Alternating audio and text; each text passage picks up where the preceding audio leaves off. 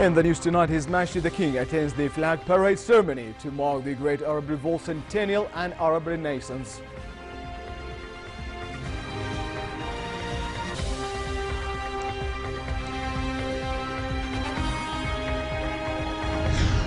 The Greater Amman municipality completes the Great Arab Revolt intersection in the region of Wadi Sir.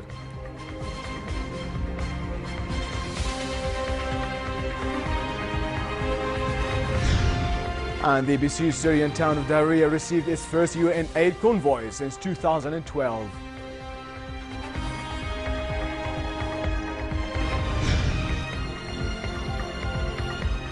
His Majesty the King, the Supreme Commander of the Jordan Armed Forces Arab Army, attended a celebration dubbed Flag Parade, which was organized by the Jordan Armed Forces to mark the kingdom's celebrations of the Great Arab Revolt Centennial, initiated by Sharif Hussein bin Ali in 1916, and the Arab Renaissance. Around 1,000 soldiers participated in the solemn event, which was attended by Her Majesty Queen Rania and His Royal Highness Crown Prince Al Hussein. The event coincides with the anniversary of the death of Sharif Hussein bin Ali, who fired the first shot, ushering in the Great Arab Revolt. The parade, which began from the JIF musical band headquarters, proceeded through the 4-kilometer-long Al-Aqsa Street, where crowds gathered to greet the king, arriving to Maidan Al-Raya, escorted by cavalry. An artillery unit fired 42-gun salute for His Majesty King Abdullah and the Great Arab Revolt Centennial. His Majesty was welcomed by Crown Prince Al Hussein, the Chairman of the Joint Chiefs of Staff, General Mishal Al-Zibin, and the Director of the Parade, Brigadier General Fakhr Khalifat. Upon arrival of His Majesty to the royal podium, the national anthem was also played. Meanwhile, Royal Jordanian Air Force helicopters flew over the parade, carrying the banner of the Great Arab Revolt, Jordan flag, and the banner of the GIF.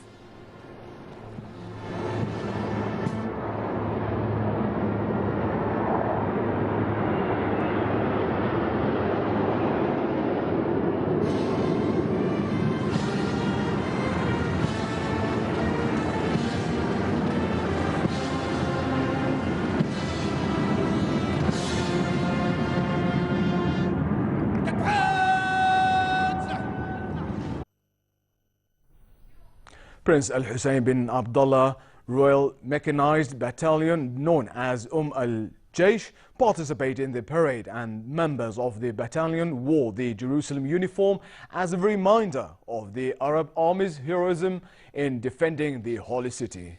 The 2nd Armored Battalion also participated in the parade. Hamza bin Abdul Muttalib Brigade and Khalid bin Al-Walid Special Missions Battalion also joined the parade. King Abdullah presented the Great Arab Revolt flag to the Al-Jaysh Battalion. The flag will be handed over to another unit in a similar ceremony next year.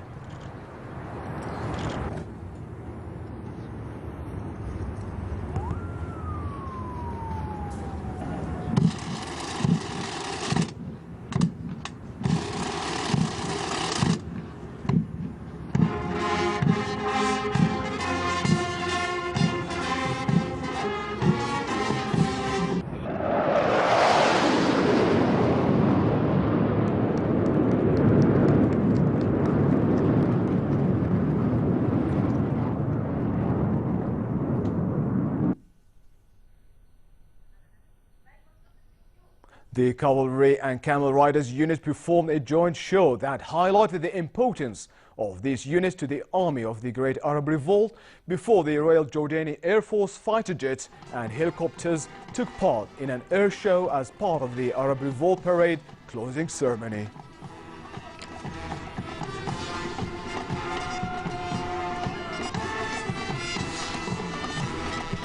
The Greater Amman municipality completed the Great Arab Revolt intersection in the region of Wadi Sir in Amman at a cost of 50 million dinars within its celebrations of the Revolt Centennial, the Kingdom's Independence Day, and other national occasions.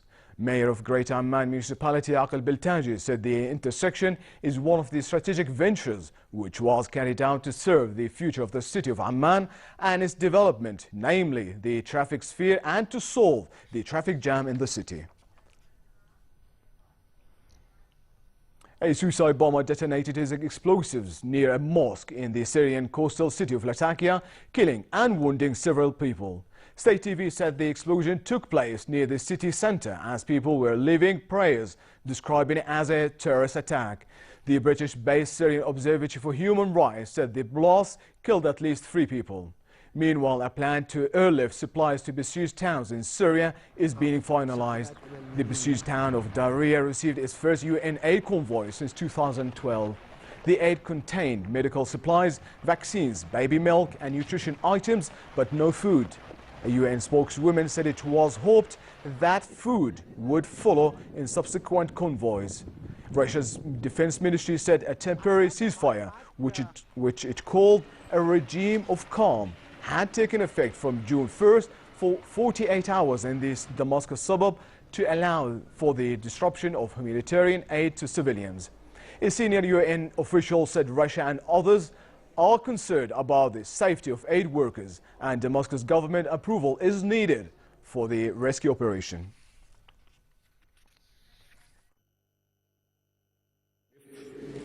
There is enough land access. Why do we have to have airdrops? But they have to be there. They're an option that is on the table and will be activated if we are not fully satisfied. The members of the ICC are not satisfied. It will be activated.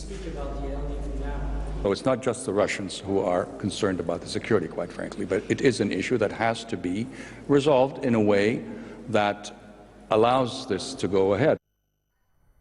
Iraqi Prime Minister Haider al-Abadi visited the Army's Fallujah Operation Command after delaying its assault due to fears for the safety of civilians as his forces face ferocious resistance from Daesh fighters. Abadi also visited the outskirts of Al-Naimeh, a partly liberated area which Iraqi forces are still fighting to recapture from Daesh.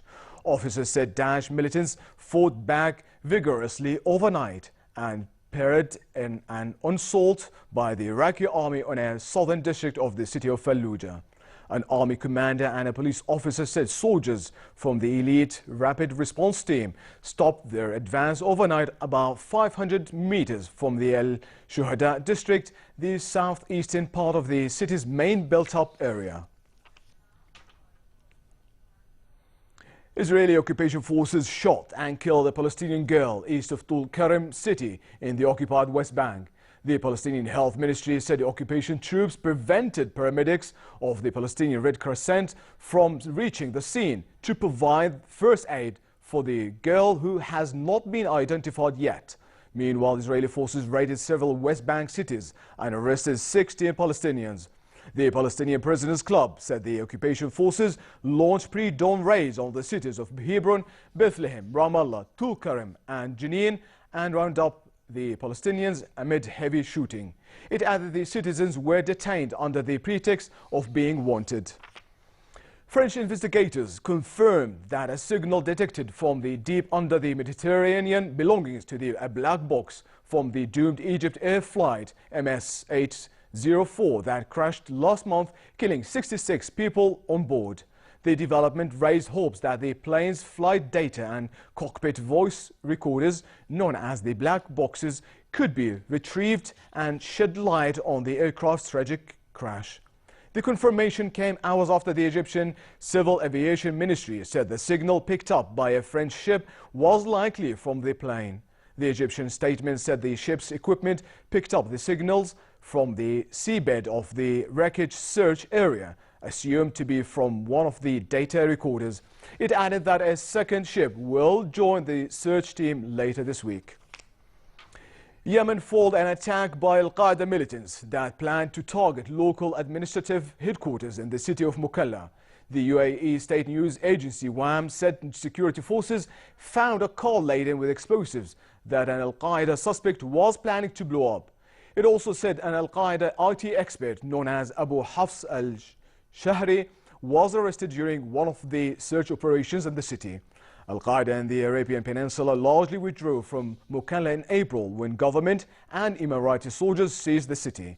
Special teams from the UAE armed forces are providing operational assistance to Yemeni forces to rid the city of remaining Al-Qaeda members. 3 Syrian men with suspected links to Daesh were arrested on accusations of planning a terror attack in Germany. The federal public prosecutor said 3 of the Syrian men were directly commissioned by Daesh to launch suicide bombings in the city of Dusseldorf.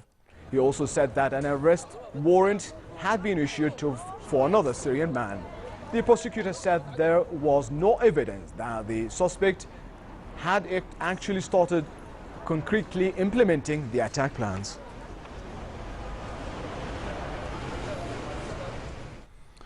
The World Wool Sack Carrying Championships held its 43rd annual edition in Tetherbury in central England. Every year, contestants pit themselves against the grueling gradient of a hill in central England, carrying an unusual load. The competition has various races which involve carrying 28 kilogram sack of wool, and the ladies also took part, but carrying, of course, a lighter load of 16 kilograms.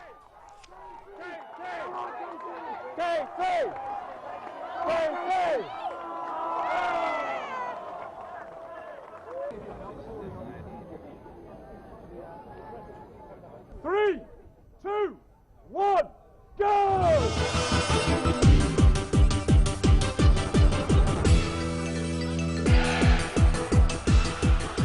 National pride and identity are at the forefront of a football tournament being staged in Sukhumi, the capital of Georgia's breakaway region of Abkhazia.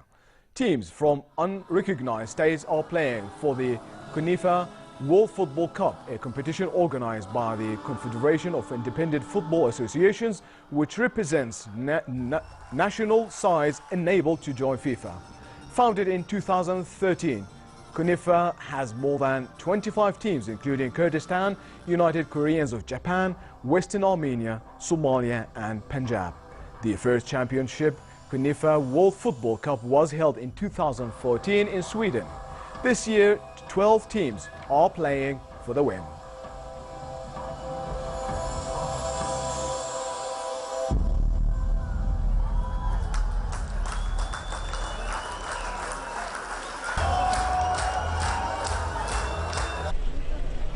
Football's 5 times World Player of the Year Lionel Messi denied all knowledge that he was involved in a tax evasion scheme when he signed contracts related to image rights.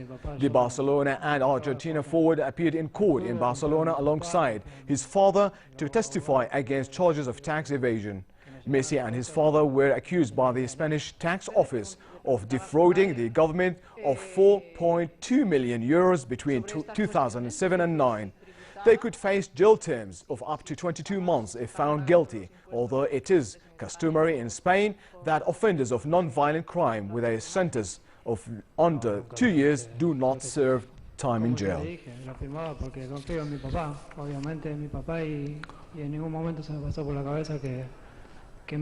And finally, fair weather conditions tonight with northwesterly moderate winds.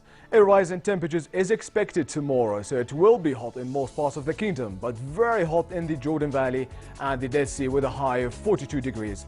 The Gulf of Aqaba should expect very hot conditions tomorrow with northerly moderate winds and slightly choppy seas. Next are the lows and highs for tonight and tomorrow.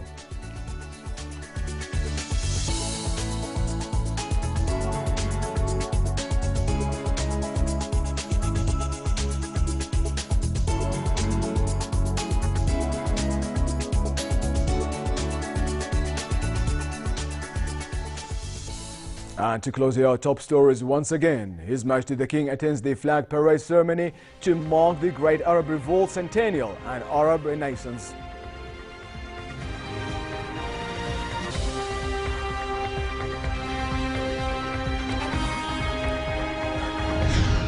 The Great Amman municipality completes the Great Arab Revolt intersection in the region of Wadi Sir.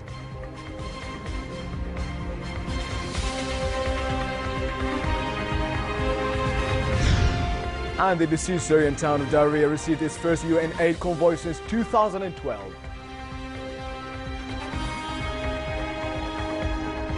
And with that, we come to the end of tonight's news. I'm Balkar. Have a lovely weekend.